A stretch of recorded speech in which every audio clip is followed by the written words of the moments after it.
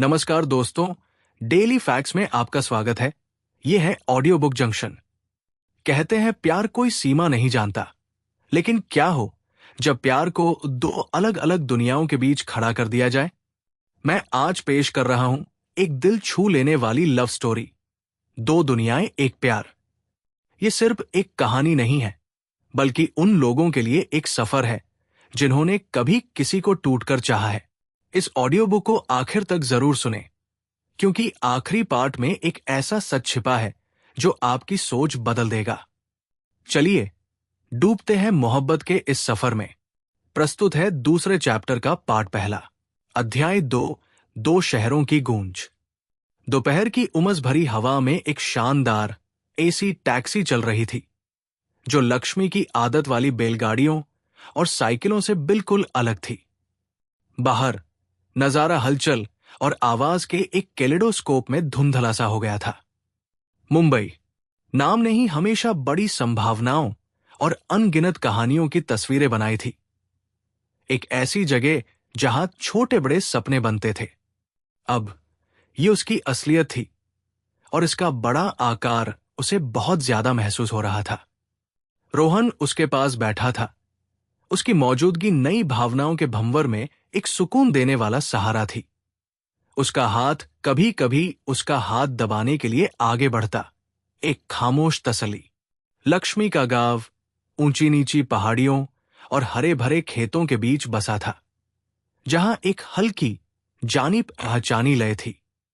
दिन सूरज की रोशनी, दूर मस्जिद से अजान, जानवरों के रंभाने की आवाज और पड़ोसियों की बातचीत से तय होता था।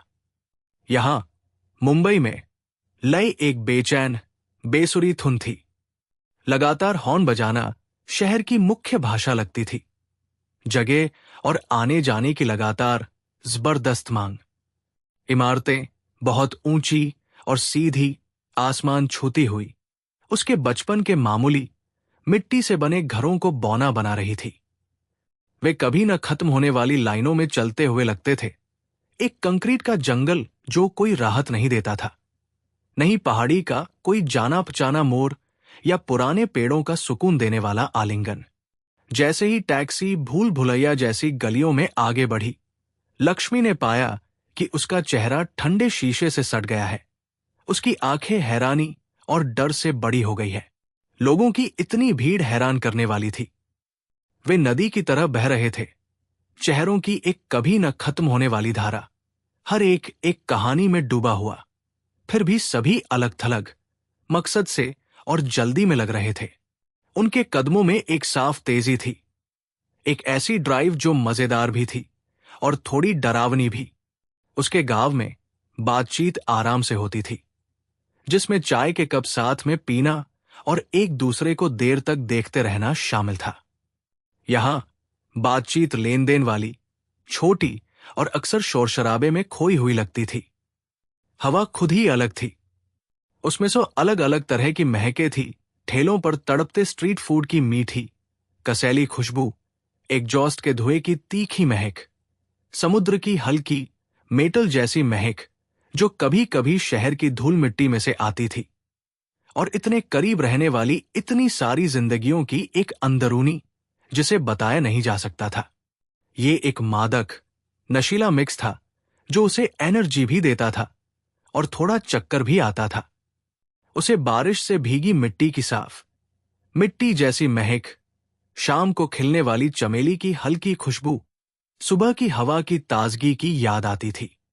रोहन ने उसकी शांत तल्लीनता को महसूस करते हुए हल्की मुस्कान के साथ लैंडमार्क्स की ओर इशारा किया। वो हाजी अली दरगाह है, लक्ष्मी। ये अरब सागर में एक टापू पर बनी है। उसकी आवाज जानी पहचानी थी, लेकिन यहां एक अलग ही अंदाज में बोली जा रही थी। आसपास के शोर में एक साफ आवाज।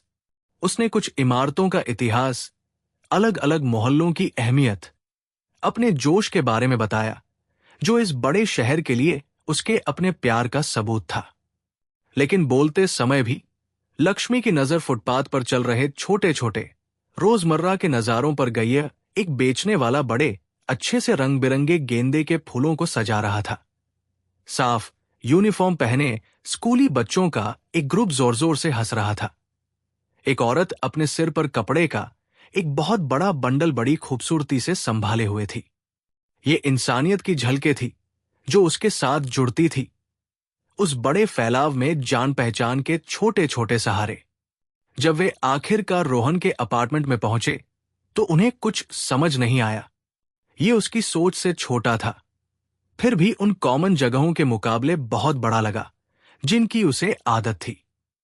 दीवारों पर साफ साफ सफेद रंग किया गया था और फर्नीचर मॉडर्न और मिनिमलिस्ट था। शीवर पर्दा से नरम धूप लिविंग रूम में भर गई थी। ये उसके पुश्तैनी घर के खुले आंगन और मिट्टी के फर्श वाले कमरों से बहुत अलग था। रोहन ने इसे बहुत ध्यान से तैयार किया था, जो उसके सोचने समझने वाले स्वभाव का सबूत था। उसने एक छोटा सा गमले में तुलसी का पौधा भी खरीदा था, जिसकी हरी पत्तियों में जाने पहचाने रंग का अच्छा छींटा था। फिर भी जब रोहन सामान खोलने में बिजी था, लक्ष्मी ने खुद को खिड़की के पास खड़ा पाया और नीचे लगातार ट्रैफिक को देख रही थी। गाड़ियों की इतनी ज्यादा संख्या देखकर हैरानी हो रही थी। कार, बस, मोटरसाइकिल और ऑटो रिक्शा अपनी जगह बनाने के लिए एक दूसरे से टकरा रहे थे। एक कंट्रोल्ड अफरातफरी का माहौल था। इंजन की लगातार आवाज एक धीमी, लगातार आवाज थी जो बिल्डिंग की दीवारों तक पहुंचती हुई लग रही थी। उसे हमेशा शांति, अपने गांव के ऊपर आसमान की विशालता, पत्तों की हल्की सरसराहट में सुकून मिलता था। यहां आसमान ऊंची ऊंची इमारतों के बीच एक पतली नीली पट्टी की तरह दिख रहा था और शहर की लगातार बेचैन करने वाली आवाज ही एकमात्र लगातार सुनाई दे रही थी। पहले कुछ दिन एडजस्टमेंट में ही बीत गए। उसके गांव में आसान काम, जिन्हें आम बात माना जाता था, छोटी मोटी चुनौतियों बन गए। उस मुश्किल बिल्डिंग में घूमना अपने आप में एक एक्सरसाइज थी। लिफ्ट का आइडिया, एक मेटल का डिब्बा जो लोगों को रोशनी और परछाई की किरणों से ऊपर ले जाता है, दिलवस्य भी था और थोड़ा डरावना भी। लोकल मार्केट में मिलने वाले खाने की इतनी वैरायटी देखकर चक्कर आ गए। ऐसे अनोखे फल जी उसने पहले कभी नहीं देखे थे। मसालों की एक हैरान करने वाली रेंज और पहने से पैक सामान जो दूर देशों से आया लगता था। उसने पाया कि ये रोहन पर बहुत ज्यादा निर्भर हो गई है। उसका हाथ अपने आप उसके हाथ को ढूंढ रहा था जब उसे लगा कि वो उलझन में है। रातों में भी कोई खास राहत नहीं मिली। शहर की एनर्जी कभी कम नहीं हुई।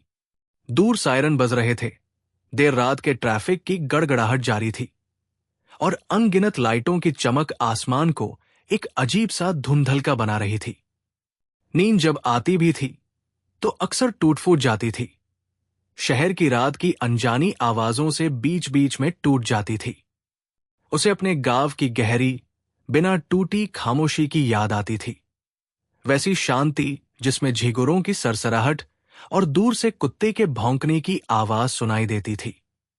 रोहन, जो हमेशा सब्र रखने वाला और ध्यान रखने वाला था, उसकी मुश्किल समझता था। वो उसकी बेचैनी के हल्के फुल्के निशान देख लेता था, जैसे बहुत तेज सायरन बजने पर उसके कंधे तन जाते थे। मां जब उसे भीड़ वाली सड़क पर चलने के लिए कहा जाता था तो उसकी आवाज में हल्की झिझक। वो उनकी नई जिंदगी में जान पहचान के कुछ हिस्से बनाने की पूरी कोशिश करता था। वो उसके लिए बाय वैसे ही बनाता था जैसे उसकी मां बनाती थी, अदरक और इलायची का एकदम सही मिक्सचर बनाकर। वो भक्ति संगीत चजाता था जो उसे मंदिर की याद दिलाता था। उसकी सुकून देने वाली चुनें उसके होश उड़ा देती थी। वो उसे पाकों में ले जाता था, कंक्रीट के बीच बसे हरे भरे छोटे छोटे नखलिस्तान, जहां हवा थोड़ी सांस लगती थी और आवाजें थोड़ी धीमी। ये बहुत है ना? वो पार्क की बेंच पर बैठकर बच्चों को कबूतरों का पीछा करते हुए देखते हुए उसके कंधों पर हाथ रखकर कहता था, शहर शुरू में बहुत ज्यादा लग सकता है। ये एक अलग तरह की जिंदगी है, एक अलग राखतार है। लक्ष्मी सिर हिलाती, उनकी नजर दूर की ऊंची इमारतों पर टिकी होती।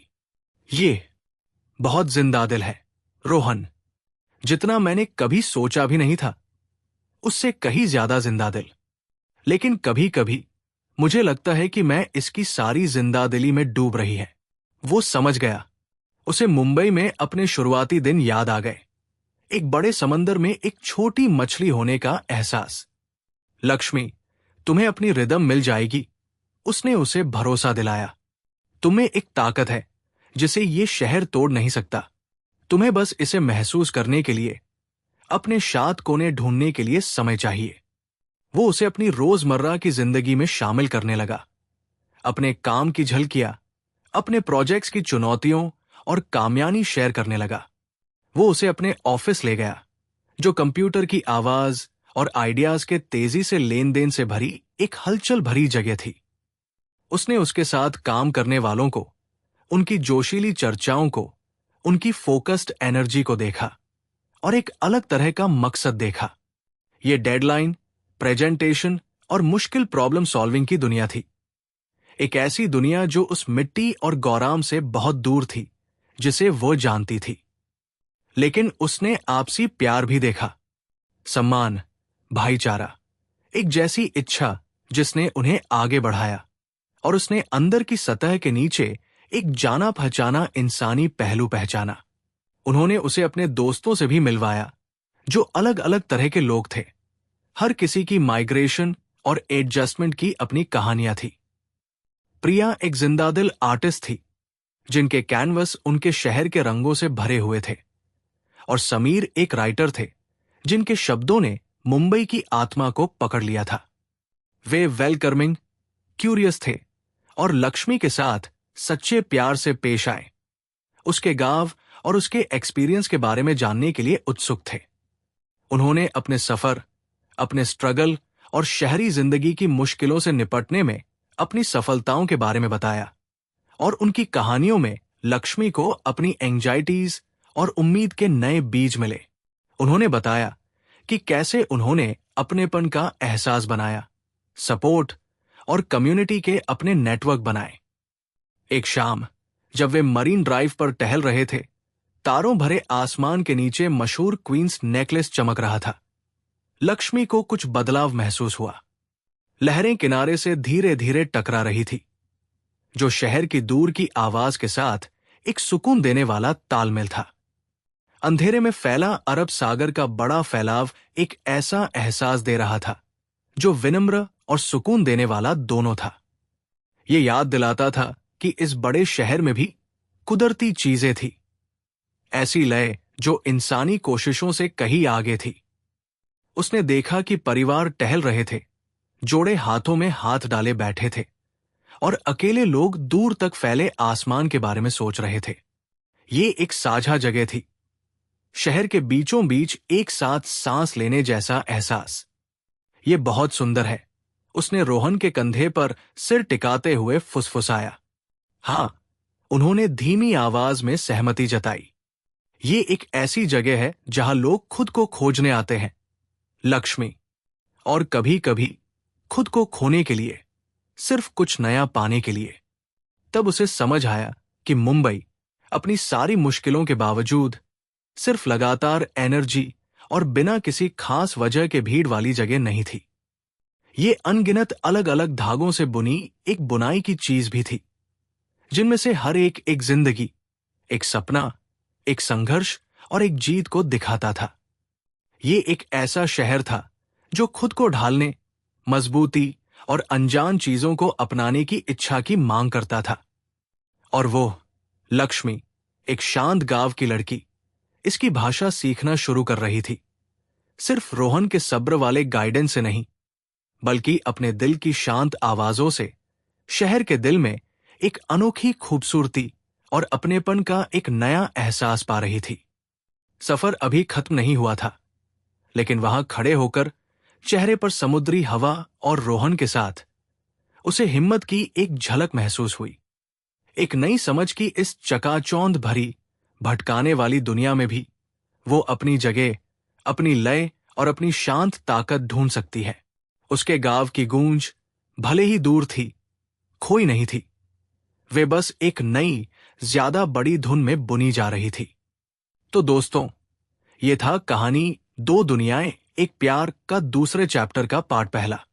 प्यार के इस मोड़ ने आज एक सवाल छोड़ दिया है, क्या ये दोनों दुनियाएं कभी एक हो पाएंगी? अगर इस कहानी ने आपके दिल को छुआ है तो इस वीडियो को लाइक करें और उनके साथ शेयर करें जिन्हें आप दिल से चाहते हैं। ऐसी ही और भी इमोशन और दिलचस्प कहानियों के लिए हमारे YouTube चैनल डेली फैक्ट्स को अभी सब्सक्राइब करें। अगले पार्ट में ये प्यार कौन सा नया मोड़ लेगा, ये जानने के लिए जुड़े रहिए हमारे साथ। मिलते हैं अगले वीडियो में, तब तक के लिए अपना ख्याल रखें। Thank you.